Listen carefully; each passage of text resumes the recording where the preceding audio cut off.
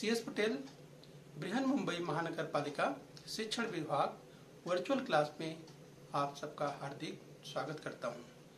बच्चों, वैश्विक महामारी के चलते इस वर्ष का अध्ययन अध्यापन का कार्यक्रम प्रभावित हो रहा है। ऐसे में हमारी बृहन मुंबई महानगर पालिका ने प्रत्येक विद्यार्थी तक ऑनलाइन टीचिंग पहुंचाने का प्रयास शुरू कर दिया है। सुस्वागतम बच्चों, कक्षा 10वीं की बात करेंगे आज हम। कक्षा 10वीं में आज का विषय है भूगोल यानी ज्योग्राफी। तो बच्चों, स्क्रीन पर आप देख पा रहे हैं कक्षा 10वीं की पाठ्य पुस्तक। तो बच्चों, आज हम पढ़ेंगे, आज का पाठ है नवा पाठ पर्यटन, परिवहन एवं संचार भाग 1। यानी बच्चों बात करेंगे टूरिज्म, ट्रांसपोर्ट एंड कम्युनिकेशन, यानी पर्यटन, परिवहन एवं संचार भाग 1 यानी पार्ट 1 की बात करेंगे। तो बच्चों, मैं CS Patel, virtual training centre MCGM Mumbai से। आइए बच्चों आगे चलते हैं। तो बच्चों, आज का पाठ है नवा पाठ पर्यटन, परिवहन एवं संचार, यानी टूरिज्म, ट्रांसपोर्ट एंड कम्युनिकेशन की बात करेंगे। तो चलिए बच्चों, जैसा कि आप देख रहे हैं स्क्रीन पर, हम तुलनात्मक अध्ययन करते हैं। ये स्क्रीन पर आप देख पा रहे हैं बाईं ओर भारतीय ध्वज को और दाहिनी ओर ब्राज़ील के ध्वज को आप देख पा रहे हैं, राइट। तो ध्यान रखिए, कक्षा 10वीं में जो हम अध्ययन कर रहे हैं तुलनात्मक अध्ययन, ये भारत और ब्राज़ील का। तो बच्चों, जैसा कि हम बार बार आपको पॉइंट आउट करते हैं कि भारत और ब्राज़ील की लोकेशन को आपको हमेशा ध्यान रखना चाहिए। चाहे हम भारत की बात करें तो भारत और ब्राज़ील दोनों ही विकासशील देश हैं, दोनों ही डेवलपिंग कंट्री हैं, राइट। ये आपको ध्यान देना है। तो भारत की लोकेशन और ब्राज़ील की लोकेशन, जहाँ के आप जानते हैं भारत एशिया महाद्वीप में है, वहीं ब्राज़ील देखिए तो दक्षिणी अमेरिका महाद्वीप में है, राइट। यहाँ पर आपको ऊपर कर्क रेखा यानी कर्क वृत्त जिसे कहते हैं, वो आपको दिखाई दे रहा है। नीचे मकर रेखा या मकर वृत्त आपको दिखाई दे रहा है। और बच्चों, बीच की बात करें जो इक्वेटर है, अर्थात जिसे भूमध्य रेखा या शून्य अंश अक्षांश रेखा, कई नाम है इसके, राइट। देखिए वो ब्राज़ील के उत्तरी हिस्से से गुजरती है। ये शून्य अंश चाहे विषुवत रेखा, विषुवत वृत्त, राइट, ध्यान रखिए। तो ये ब्राज़ील के उत्तरी हिस्से से गुजरती है, जबकि भारत के अगर देखा जाए तो सुदूर दक्षिणी हिस्से से गुजरती है, यानी दूर। तो ये आपको ध्यान रखना है, ठीक है बच्चों। चलिए हम आपको पॉइंट आउट करते हुए आगे बढ़ेंगे। तो भारत का राजनीतिक मानचित्र बाईं ओर स्क्रीन पर आप देख पा रहे हैं, दाहिनी ओर स्क्रीन पर आप ब्राज़ील का राजनीतिक मानचित्र देख पा रहे हैं, राइट। तो एक आड़ा खड़ा अपने दिमाग में बच्चों जरूर रखिए। थोड़ा सा पॉइंट आउट करते हुए हम आगे बढ़ेंगे। हमने इसको पढ़ा हुआ है। प्राकृतिक संरचना एवं अपवाह तंत्र, तमाम प्रश्नों के उत्तर देने में बच्चों आपको मदद मिलती है जब आप उसके अगर भौतिक भारत के भौतिक रचना की बात करें या ब्राज़ील की भौतिक रचना की बात करें, यानी उसके फिजियोग्राफिक रीजन की बात करें, तो उसे अच्छी तरह आपको ध्यान होना चाहिए कि कहाँ पर चाहे भारत में पर्वतीय क्षेत्र कहाँ है, मैदानी क्षेत्र कहाँ है, मरुस्थलीय क्षेत्र कहाँ है और पठारी क्षेत्र कहाँ है, या समुद्री तट की बात हो, तो एक आड़ा खाड़ा बच्चों हमेशा अपने दिमाग में जरूर रखिए। थोड़ा सा रिवाइज करते हम आपको आगे ले चलेंगे, राइट। जैसे मुख्य भौगोलिक वितरण की बात करें, स्क्रीन पर आप देखें, भारत के जैसे हिमालय पर्वत की बात करें, उत्तर के मैदानी क्षेत्र की बात करें, मैदानी जो प्रदेश है, इसके बाद समुद्र तटीय मैदानी प्रदेश आप देख पा रहे हैं, और बीच का जो ये पेंसुलर एरिया प्रायद्वीपीय पठारी क्षेत्र है, तो ये आड़ा खाड़ा अपने दिमाग में आप जरूर रखिए।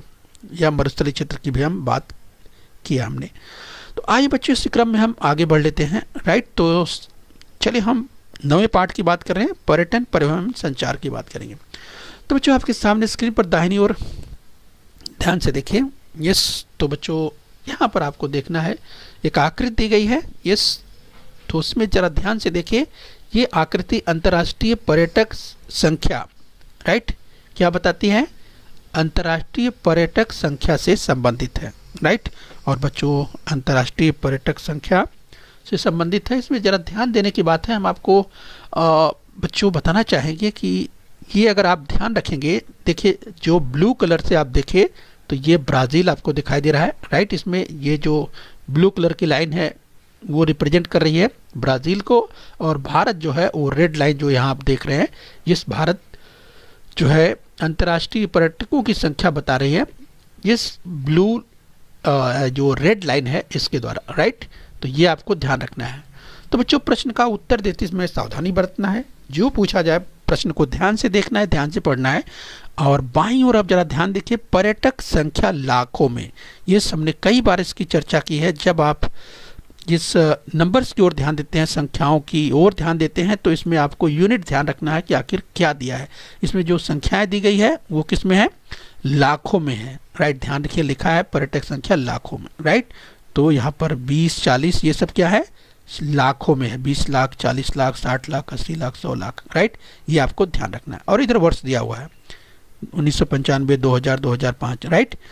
तो जब भी आप प्रश्नों के उत्तर देते हैं तो बच्चों ध्यान से आप देखेंगे तो इस तरह के प्रश्न के उत्तर भी आपको, जो अगर दीर्घ उत्तरी की बात करें या जो डिस्क्रिप्टिव आंसर हैं, वो आपको लिखने में काफ़ी मददगार साबित होंगे, राइट। तो ज़रा ध्यान से देखिए और समझने का प्रयास कीजिए कि आखिर में क्या पूछा गया। जैसे वर्ष 2000 में कौन से देश में अधिक पर्यटकों का आगमन हुआ, राइट।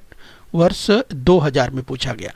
तो आप देखेंगे 2000 में ये यहाँ 2000, यहाँ देखिए 2000 दिया हुआ है, राइट। ये 2000 की बात कर रहा है। तो 2000 में कौन से देश में अधिक पर्यटकों का, तो आप देखिए किसका जो लाइन है, ब्लू लाइन आपको दिखाई दे रही है, नीली लाइन ऊपर है, राइट। इसका मतलब नीली लाइन यानी ब्राज़ील। तो आप कैसे पता चलेंगे, राइट। जैसे 2000 की बात करें, यहाँ पर देखिए निशान बना हुआ है, राइट। उससे आप बिल्कुल वर्टिकल आप जाएंगे तो आपको पता चलेगा। तो आप इस ये जो डॉट है ये देख रहे हैं, इससे आपको पता चलता है यही वो बिंदु है 2000 का, यस। तो ये अधिकतम बिंदु जो आप देख पा रहे हैं 2000 का, इसी के आधार पर आपको डिसाइड करना है, तय करना है, राइट। तो इसके आधार पर आप लेफ्ट साइड की ओर से यानी स्केल की मदद से, यस, अगर आप बाईं ओर आएंगे तो आपको पता चल जाएगा, यस, कि आपको देख पा रहे हैं। तो इसमें आपको क्या पूछा गया, केवल पूछा गया कि वर्ष 2000 में कौन से देश में अधिक पर्यटकों का आगमन हुआ, राइट। तो आपका उत्तर आसानी से आप देख पा रहे हैं, राइट। अगर 2000 की बात कर रहा है तो वो ब्राज़ील आप देख पा रहे हैं, राइट। तो साफ साफ आपको दिखाई दे रहा है बच्चों, यस। अगला प्रश्न लेते हैं, किस वर्ष से भारत में विदेशी पर्यटकों की संख्या में वृद्धि दिख रही है। तो अगर यहाँ पर ध्यान से आप देखें तो यहाँ पर भारत और ब्राज़ील शुरू में आप देखिए 1995 में जहाँ आपको दिखाई दे रहा है, यहाँ से आप अगर आगे बढ़ते हैं तो देखिए जो भारत की गति की बात करें अंतर्राष्ट्रीय पर्यटकों की संख्या के दृष्टिकोण से, देखिए कि 2000, यस, 2005, 2010 के आसपास काफ़ी नीचे रही है, अर्थात कम रही है।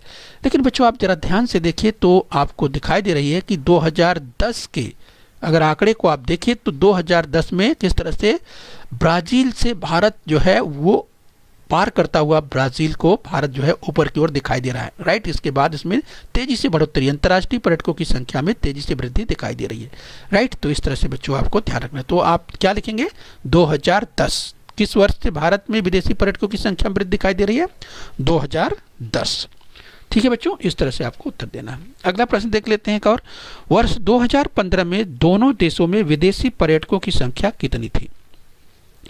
पूछ रहा है कि 2015 में, तो यहाँ आ जाइए 2015 आपको दिखाई दे रहा है, राइट। तो अब पूछ रहा है कि दोनों देशों में विदेशी पर्यटकों की संख्या पूछ रहा है कितनी थी, राइट। तो बच्चों आप ब्राज़ील को देखें तो ब्राज़ील में आपको दिखाई देगा, ब्राज़ील में जो ये आप देखेंगे तो यहाँ पर आपको दिखाई दे रहा है 2015, राइट, डॉट के द्वारा। तो आप ये बाईं ओर आकर के आप बिल्कुल जब आएंगे तो आपको पता चलेगा कि ये 60, राइट, 60 क्या, 60 लाख। तो 2015 में ब्राज़ील में जहाँ अंतर्राष्ट्रीय पर्यटकों की संख्या थी 60 लाख, वहीं भारत को आप देखिए बच्चों तो भारत का ये बिंदु यहाँ पर आप देखिए ज़रा ध्यान से, और बाईं तरफ अगर आप देखेंगे तो आपको यहाँ मिलेगा, राइट। तो बच्चे इसके लिए आप स्केल की मदद ले सकते हैं, बिल्कुल सीधे आना है और यहाँ पर आप आएंगे तो आपको मिलेगा 130 लाख, 130 लाख, और ब्राज़ील का कितना है, 60 लाख। तो पूछ रहा है प्रश्न क्या है, दो प्रश्न यहाँ पर हैं। पहला है 2015 में दोनों देशों में विदेशी पर्यटकों की संख्या कितनी थी, तो ये आपने देखा 60 लाख ब्राज़ील में और भारत में 130 लाख। उसमें कितना अंतर था ये बताना है। तो अंतर 130 में माइनस कर देंगे 60 तो आपको उत्तर मिलेगा 70 लाख। तो इस तरह से 70 लाख जो है जिस भारत में अंतर्राष्ट्रीय पर्यटकों की संख्या अधिक थी 2015। राइट, ध्यान रखिए। अगर एक प्रश्न और देख लेते हैं कि 2010 के बाद भारत में विदेशी पर्यटकों की बड़े पैमाने पर वृद्धि होने के क्या कारण हो सकते हैं। तो बच्चों, अगर कारण की बात करें तो आखिर कौन से कारण हैं जो कि पर्यटकों की संख्या 2010 के बाद भारत में तेजी से बढ़ी है। राइट, तो बच्चों ध्यान रखना है, इसके कारण है व्यावसायिक दृष्टिकोण। भारत का जो दृष्टिकोण था, इस व्यावसायिक दृष्टिकोण में सकारात्मक बदलाव हुआ और सुविधाओं में बढ़ोतरी हुई, इसीलिए विदेशी पर्यटक भारत में 2010 के बाद तेजी से आकर्षित हुए। तो बच्चों, इस तरह से जब आप प्रश्नों को जिस विस्तार से लिखने का प्रयास करेंगे तो आपको काफ़ी मदद मिलने वाली है। ठीक है बच्चों, तो हम उम्मीद करते हैं कि हाँ आप समझ रहे हैं। राइट, चलिए हम आगे बढ़ लेते हैं। बच्चों, भौगोलिक स्पष्टीकरण की अगर बात करें, ब्राज़ील के संदर्भ में देखें कि सफ़ेद बालू युक्त पुलिन, आकर्षक व स्वच्छ तटीय प्रदेश, सुंदर द्वीप, अमेजन के मैदान में स्थित घने वन, विभिन्न प्रकार के प्राणी एवं पक्षी एवं राष्ट्रीय उद्यानों के कारण अंतर्राष्ट्रीय पर्यटक ब्राज़ील की ओर आकर्षित होते। तो कई कारण हैं, स्क्रीन पर आप दाहिनी ओर देख पा रहे हैं। राइट, हमने बात की कि किस तरह से आकर्षक व स्वच्छ तटीय प्रदेश ब्राज़ील, निश्चित रूप से इस संदर्भ में सुंदर द्वीप, अमेजन के मैदान में स्थित घने वन, तमाम कारण है जिसके कारण जो है वो अंतर्राष्ट्रीय पर्यटक ब्राज़ील की ओर आकर्षित होते हैं। इसी संदर्भ में बात करें, नई राजधानी ब्राज़ील की, ब्राज़ीलिया, जो स्क्रीन पर आप नीचे देख पा रहे हैं, ये भी पर्यटकों के आकर्षण का प्रमुख बिंदु है। राइट, ध्यान रखना है बच्चों। आइए इसी क्रम में हम और आगे बढ़ते हैं। आइए बच्चों, स्क्रीन पर आपको एक आलेख दिखाई दे रहा है। राइट, तो ध्यान रखिए, इस प्रकार के आलेख आपको मदद करते हैं। अगर आप ध्यान से समझते हैं तो आपको ये प्रश्नों के उत्तर लिखने में मददगार साबित होते हैं। तो चलिए इसे भी हम देख लेते हैं, थोड़ा अभ्यास कर लेते हैं। इस आलेख में क्या दर्शाया गया है। राइट, अगर आप ध्यान से देखें तो इस आलेख में क्या दर्शाया गया है, तो आप देखिए इस आलेख में ये सकल घरेलू उत्पाद में पर्यटन का योगदान 2016 तथा पर्यटन में संलग्न जनसंख्या। तो बच्चों, इसमें भारत और ब्राज़ील, तो अगर आप ध्यान से देखें तो यहाँ पर भारत और यहाँ पे ब्राज़ील, तो ब्राज़ील और भारत, राइट, इन दोनों ही देशों का देखिए ध्यान से सकल घरेलू उत्पाद में पर्यटन का योगदान कितना है 2016 के हिसाब से। पर्यटन में संलग्न जनसंख्या कितनी है, ये देखिए बाईं ओर परसेंटेज या प्रतिशत दिया हुआ है। देश का नाम ब्राज़ील और भारत तुलनात्मक अध्ययन कर रहे हैं। ठीक है बच्चों, तो इस तरह से प्रश्नों का उत्तर आपको लिख देना है।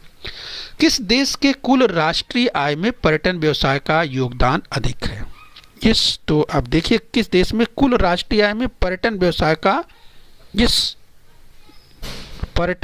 का, तो अगर आप ध्यान से देखें तो आपको दिखाई देगा, यहाँ पर आप ध्यान से देखिए तो आपको दिखाई देगा ब्राज़ील। तो ब्राज़ील में जरा आप ध्यान से देखिए तो ब्राज़ील में आपको दिखाई दे रहा है कुल राष्ट्रीय आय में पर्यटन व्यवसाय का अधिक योगदान आपको कहाँ दिखाई दे रहा है, ब्राज़ील में। राइट, जरा ध्यान से देखने का प्रयास कीजिए। और बच्चों, अगला ध्यान से देखिए कि आगे का जो प्रश्न है, कुल राष्ट्रीय आय में योगदान की तुलना में पर्यटन व्यवसाय में कार्यरत जनसंख्या का प्रतिशत किस देश का अधिक है।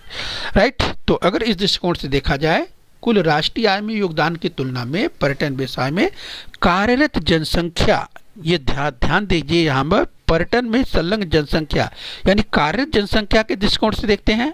राइट, तो आप देखिए यहाँ पर आपको भारत का आपको अधिक दिखाई देगा। राइट, तो इस दृष्टिकोण से इस प्रश्न का उत्तर कुल राष्ट्रीय आय में योगदान की तुलना में पर्यटन व्यवसाय में कार्यरत जनसंख्या का प्रतिशत किस देश का अधिक है, तो भारत देश का आपको अधिक दिखाई देगा। राइट, यहाँ पर आप देख सकते हैं। ठीक है बच्चों, तो इस तरह से प्रश्नों का उत्तर आप आसानी से दे सकते हैं। चलिए इसी क्रम में आगे बढ़ेंगे। तो बच्चों, हम इसे समझने का प्रयास करें। जैसे अभी 9.1 की जो आकृति का हमने अभी इसका अध्ययन किया, इसमें दर्शाए गए आंकड़ों के अनुसार 2015 में भारत में आने वाले अंतर्राष्ट्रीय पर्यटकों की संख्या ब्राज़ील की तुलना में अधिक है। राइट, तो जैसे हमने इसकी चर्चा की, यह मूल रूप से उस देश की जनसंख्या एवं कुल राष्ट्रीय आय के मूल्य पर निर्भर है। उस देश की जनसंख्या एवं कुल राष्ट्रीय आय के मूल्य पर निर्भर है। ऐसा होने पर भी पर्यटन क्षेत्र का राष्ट्रीय आय में योगदान ब्राज़ील की तुलना में कम है। तो हमने भी देखा कि किस तरीके से पर्यटन क्षेत्र का जो राष्ट्रीय आय में योगदान ब्राज़ील की तुलना में कम है, हमने ये देखा। आइए बच्चों, इसी क्रम में हम और अध्ययन करेंगे, आगे बढ़ेंगे और समझने का प्रयास करेंगे। इस भारत के संदर्भ की बात करें तो 9.1 में जरा ध्यान से देखिए, इस आलेख में स्पष्ट है कि भारत में अंतर्राष्ट्रीय पर्यटकों की संख्या में निरंतर वृद्धि हो रही है, राइट। किंतु वर्ष 2010 से इसमें अधिक वृद्धि हुई है, राइट। तो जरा ध्यान से देखिए, हम देख रहे हैं कि किस तरीके से अंतर्राष्ट्रीय पर्यटकों की संख्या, अगर भारत की बात करें, राइट, भारत जैसे कि आप देखिए जिस रेड कलर से है, तो आप देखिए भारत में अंतर्राष्ट्रीय पर्यटकों की संख्या बढ़ रही है। लेकिन यहाँ पर 2010 की अगर बात करें, इस 2010 की बात करें तो 2010 में, राइट, देखिए किस तरीके से जो जनसंख्या, यानी हम अंतर्राष्ट्रीय पर्यटकों की संख्या के बारे में देख रहे हैं, उसका जो स्केल है, उसका जो पैमाना है, राइट, वो देखिए तेजी से ग्रोथ हुआ है, तेजी से विकास दिखाई दे रहा है, राइट। ये हमें ध्यान रखना है। अंतर्राष्ट्रीय पर्यटकों की संख्या में हो रही यह वृद्धि सिलसिलेवार है, मतलब लगातार वृद्धि ये होती चली जा रही है, राइट, ये ध्यान रखना है। आइए बच्चों, इस क्रम में हम और आगे बढ़ेंगे। इस भारत के कुछ पर्यटन स्थलों की बात करेंगे, सम टूरिज्म साइट्स है ऑफ इंडिया, राइट। स्क्रीन पर आप देख सकते हैं बच्चों, बिल्कुल मनोरम दृश्य भारत की बात करें, राइट, तो गेटवे ऑफ इंडिया, तो स्क्रीन पर आप देख पा रहे हैं गेटवे ऑफ इंडिया जो कि मुंबई में है, राइट। तो ध्यान रखिए बच्चों, गेटवे ऑफ इंडिया मुंबई में है, और बच्चों जब इंडिया गेट की बात होती है, राइट, तो वो दिल्ली में है, यस। तो यहाँ पर आपको कन्फ्यूजन नहीं करना है, गेटवे ऑफ इंडिया पूछा जाता है तो यस मुंबई में, और इंडिया गेट पूछा जाता है तो वो यस नई दिल्ली में। चलिए भारत के कुछ और अगर हम बात करें बच्चों, यस देख सकते हैं गुवाहाटी, बहुत ही चर्चित गुवाहाटी जो कि असम में है, यस आप देख सकते हैं बच्चों। अगर हम टूरिज्म साइट्स की बात करें तो स्क्रीन पर आप देख सकते हैं, ये सुंदर दृश्य आपको दिखाई दे रहा है। इसके साथ ही अजंता की गुफाएं, विश्व प्रसिद्ध गुफाएं, जिस अजंता के उस पूरी दुनिया में मशहूर है, यस। तो बच्चों ये अजंता की गुफाएं स्क्रीन पर आप देख पा रहे हैं, यस। तो इस तरह से बच्चों तमाम अगर जो कुछ पर्यटन स्थल, सम टूरिज्म साइट्स की अगर बात करें भारत के, तो स्क्रीन पर आप देख पा रहे हैं। आइए इसी क्रम में हम और आगे बढ़ते हैं। चलिए ब्राजील के कुछ पर्यटन स्थलों की बात कर लेते हैं, सम टूरिज्म साइट्स ऑफ ब्राजील की बात करेंगे, राइट। तो स्क्रीन पर आप देखिए बच्चों, मैनोस स्थित फुटबॉल स्टेडियम, बच्चों बिल्कुल बेहतरीन, बहुत ही सुंदर नज़ारा दृश्य आपको दिखाई दे रहा है, मैनोस स्थित फुटबॉल स्टेडियम जो स्क्रीन पर आपको दिखाई दे रहा है, राइट। तो टूरिज्म साइट की अगर बात करें तो रियो डी जेनेरो स्थित पुलिन, विश्व प्रसिद्ध, स्क्रीन पर आप देख सकते हैं बच्चों, तमाम पर्यटक यहाँ पे पहुँचते हैं, यस। तो अभी बाईं ओर आपने देखा, हम बात कर रहे थे मैनोस स्थित फुटबॉल स्टेडियम की बात करें, बिल्कुल आकर्षक आप देख सकते हैं। और इसके साथ साथ अगर पुलिन की बात करें, ये रियो डी जेनेरो स्थित ब्राज़ील में जो पुलिन है, बहुत ही चर्चित, विश्व प्रसिद्ध है, ये आप स्क्रीन पर देख पा रहे हैं। तो ये टूरिज्म साइट के दृष्टिकोण से देखें तो ब्राज़ील के कुछ पर्यटन स्थल आपको स्क्रीन पर दिखाई दे रहे हैं। आइए एक सुंदर दृश्य और देखते हैं ब्राज़ील में। तो ब्राज़ील में सागरीय पर्यटन की बात करें, राइट, तो यहाँ भी आप देख सकते हैं कि सागरीय पर्यटन की बात करें तो किस तरह से पर्यटन का लुत्फ उठा रहे हैं ये जो सैलानियों की बात करें, जिस पर्यटकों की बात करें, टूरिस्ट की बात करें, राइट, जिससे उस देश को आय होती है जहाँ पर इस तरह से लोग या जो टूरिस्ट हैं, यात्री हैं, विदेशी यात्री, जिससे विदेशी आय भी प्राप्त होती है, ये जब आकर्षित होते हैं दुनिया के तमाम जो टूरिस्टों की बात करें, यात्रियों की बात करते हैं। आज बच्चों इसी क्रम में हम और आगे बढ़ लेते हैं, राइट। ब्राज़ील में परिवहन की अगर बात करें, ब्राज़ील ट्रांसपोर्ट की बात करें तो जरा ध्यान से देखिए, ब्राज़ील के परिवहन मार्गों के मानचित्र का अध्ययन कर आगे जो प्रश्न है उसके उत्तर देने का प्रयास कर सकते हैं। जैसे पहला प्रश्न है, कौन कौन से परिवहन मार्ग दिखाई दे रहे हैं, राइट। तो अगर परिवहन की बात करें तो बच्चों आप स्क्रीन पर इस जो इंडेक्स बना हुआ है मैप में, यहाँ पे आप देख सकते हैं। जिस पर्यटन की बात करें तो चाहे हम सड़क परिवहन की बात करें, यस, लौह मार्ग की बात करें, रेलवे की बात करें, यस, इसके बाद हवाई अड्डे की बात करें और या बंदरगाह है, यस, तो जलमार्ग की भी बात कर सकते हैं। तो इस तरीके से यहाँ पर यस जल मार्ग, सड़क मार्ग, रेल मार्ग, यस, इसके साथ साथ हवाई मार्ग।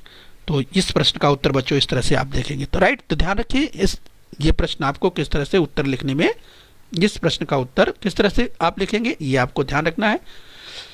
किस प्रकार के मार्गों का घनत्व तो अधिक दिखाई दे रहा है, राइट। तो यहाँ मानचित्र देखिए, ब्राज़ील का मानचित्र आपको दिखाई दे रहा है। तो इसमें सबसे अधिक अगर घनत्व की बात करें तो किसका जाल आपको अधिक दिखाई दे रहा है, यानी सबसे अधिक। तो सबसे अधिक स्पष्ट है बच्चों, ये अगर सड़क मार्ग की बात करें तो आप देख सकते हैं सड़क मार्ग का जो जाल है यहाँ पे दिखाई दे रहा है ब्राज़ील में, राइट। तो इस तरह से आप उत्तर लिखेंगे बच्चों, सड़क मार्ग, यानी किस प्रकार के मार्गों का घनत्व अधिक दिखाई दे रहा है, राइट। इसका उत्तर आप लिखेंगे सड़क मार्ग, ये सड़क मार्ग का घनत्व अधिक दिखाई दे रहा है। आइए आगे देखते हैं। स्पष्ट रूप से दिखाई देने वाला महामार्ग कौन सा है और वह किन स्थानों को जोड़ता है, राइट। तो बच्चों अगर हम बात करें कि जिस कौन से मार्ग की बात कर रहे हैं तो ये आप देख सकते हैं स्पष्ट रूप से ट्रांस अमेजोनियन मार्ग, राइट, आपको दिखाई दे रहा है बच्चों। ये जो स्पष्ट रूप से आपको दिखाई दे रहा है ट्रांस अमेजोनियन मार्ग जो आपको दिखाई दे रहा है, राइट। तो इसका उत्तर बच्चों आपको इस तरह से लिखना है, यस। और बच्चों यस, ये आपको ध्यान देना है। अगला प्रश्न जरा ध्यान से देखिए, रेल मार्गों का विकास मुख्यतः किन भागों में हुआ, इसका क्या कारण हो सकता है।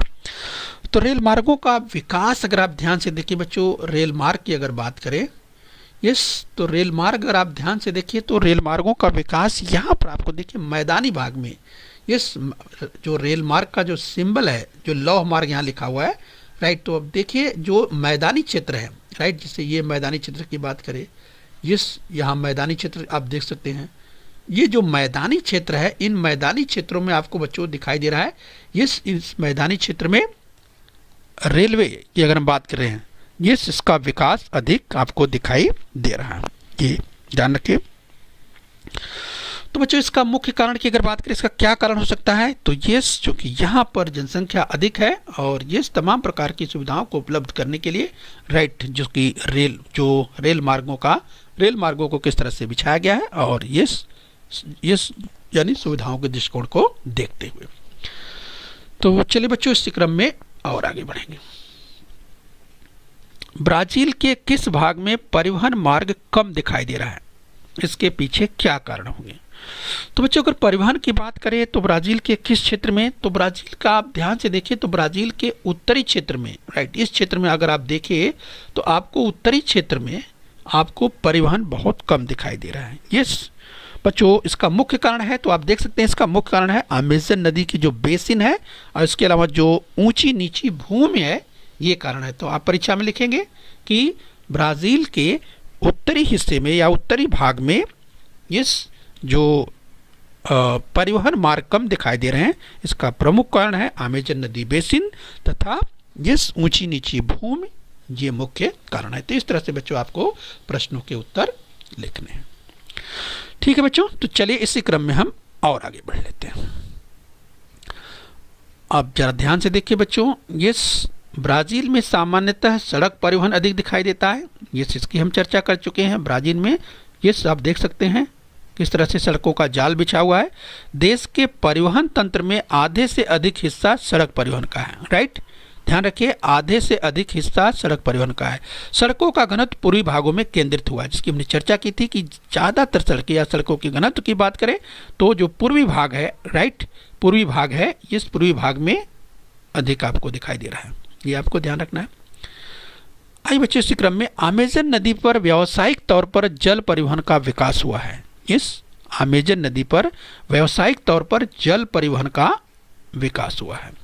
इस नदी के मुहाने से पेरू देश के इक्विटास, बच्चों अगर हम बात करें इक्विटास की तो हम आपको दिखाएं, आप देख सकते हैं ये अगर इक्विटास की बात करें तो इक्विटास तो ब्राज़ील में नहीं है बल्कि उसका जो पड़ोसी देश है, ये देखिए ध्यान से, यहाँ पर जो ब्लैक डॉट आपको दिखाई दे रहा है यही इक्विटास है। बाईं ओर देखिए लिखा हुआ है, ये जो ब्लैक डॉट आपको दिखाई दे रहा है यही इक्विटास है। और यहाँ पर देखिए अमेज़न रिवर जो है आपको दिखाई दे रही है, अमेज़न जो नदी है ये आपको दिखाई दे रही है, राइट।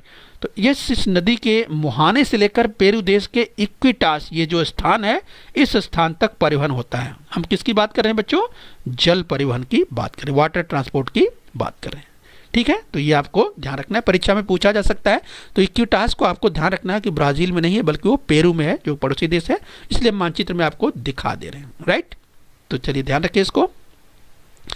आइए अगला प्रश्न ले लेते हैं। तो अगला प्रश्न देखिए ध्यान से, ये विश्व में आंतरिक परिवहन का सर्वाधिक लंबे विस्तार वाला करीब 3700 किलोमीटर मार्ग यहाँ पर है। राइट, ध्यान रखिए। तो अगर ये भी पूछा जाता है तो आपको ध्यान रखना है कि अगर आंतरिक परिवहन की बात करते हैं तो सर्वाधिक लंबे विस्तार वाला ये 3700 किलोमीटर मार्ग यहाँ पे है, ये आपको ध्यान रखना है। ठीक है बच्चों, चलिए इसी क्रम में हम और आगे बढ़ते हैं। तो स्क्रीन पर आप देख सकते हैं बच्चों, जब रियो की बात करते हैं, ब्राज़ील की बात करते हैं तो सुंदर दृश्य आपको दिखाई दे रहा है। राइट, और अगर करेंसी की बात करें ब्राज़ील की तो स्क्रीन पर दाहिनी ओर आप देख सकते हैं, ये ब्राज़ील की करेंसी की बात करते हैं, ब्राज़ील की मुद्रा की बात कर रहे हैं। राइट, ये आपको ध्यान रखना है।